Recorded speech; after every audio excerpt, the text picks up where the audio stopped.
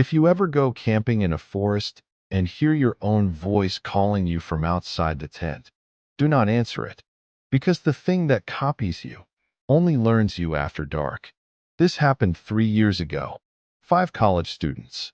One forest that isn't on most maps anymore. And only 4 of us came back. This is not exaggerated. I still don't camp. I don't hike. And I never unzip a tent at night. It started as a normal college break plan. No ghosts. No dares. No haunted rumors. Just a weekend camping trip. There were 5 of us. Me, Aaron, Lila, Josh, and Mark. We picked a forest 2 hours away. Big, quiet, barely visited. Perfect for real nature, as Mark said. The first strange thing? There was no signal drop when we entered. There was no signal at all. Like phones didn't even try to connect. Aaron joked, "Congrats, we're officially off the grid and easier to kidnap." We laughed. I remember that laugh clearly, because later I heard it again outside my tent at 2:11 a.m. We reached around 4 p.m. The forest felt wrong quiet. No birds, no insect noise, just wind. If you've been in real forests, you know they're never silent. Josh noticed first. He said, "It sounds like the audio cut out." We set up tents anyway. 2 tents, 3 in one, 2 in another. I shared with Aaron and Mark. About 200 feet from camp, we found an old fire ring, stones in a circle, but filled with fresh ash. Not cold ash. Great, recent. Someone had camped there very recently.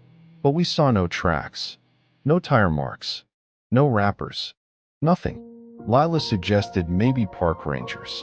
Mark said, "Rangers don't erase footprints." That was the first moment nobody replied.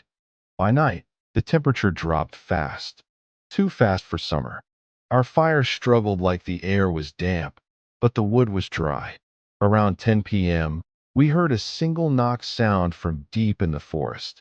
Not a branch snap. Not an animal step. A knock. Like wood on wood. 3 spaced hits. Talk. Talk. Talk. Josh yelled, "Hello." No answer. Aaron said, "Probably echo from somewhere." But echoes don't space themselves evenly. We locked food, killed the fire, went into tents around midnight. I checked the time last, 12:07 a.m. That was the last normal moment. I woke to footsteps. Slow. Circling. Leaves compressing, 1 step at a time, around our tent. I thought it was Mark going to pee, until I heard him breathing next to me. The steps kept circling. Not rushing. Not hiding. Just walking. Patient. Then they stopped right behind my head. Silence. Then a whisper, right through the tent fabric. "Are you awake?" It was Lila's voice. I answered automatically, "Yeah." Aaron grabbed my arm hard and whispered, "That's not her tent." Her tent was across the fire pit. We stayed frozen.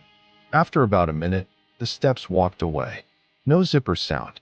No brush movement. Just steps fading. 5 minutes later, we heard our tent zipper start to move. Slowly. From the outside. Aaron held it shut. The zipper stopped halfway. Then we heard Mark's voice outside. "Guys, open. It's not funny." Mark was inside with us. Inside. He whispered. I didn't say anything. Outside, Mark repeated. Same tone. Same breathing pattern. "Open up." Then it laughed. Not loud. Not dramatic. Just a short, wrong laugh. Like someone trying to remember how. We didn't open. It stayed there for maybe 2 minutes. Then footsteps walked away again. No running. No anger. Just leaving. At dawn we came out together. Lila and Josh were already outside. Pale, shaking. They said someone walked around their tent too. All night, copying voices. Josh heard his own voice say, "Come outside. I found something." We packed fast. No breakfast. No photos. But Mark said he needed to check something first. The old ash fire ring. He walked there alone.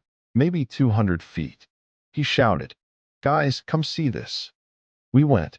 There were 5 burned shapes in the ash. Like bodies had lain there. Human-sized. Aaron said, "That's staged." Then we noticed something worse. There were 6 sitting marks in the dirt around the circle. 6 watchers. 5 burned. 1 sitting. We left immediately. Mark walked last in line. Halfway to the car, I turned back. I saw someone standing between the trees near camp. Our height.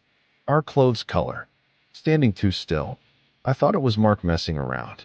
I yelled, "Stop screwing around. We're leaving." Mark answered from behind me. "I'm right here." I looked again.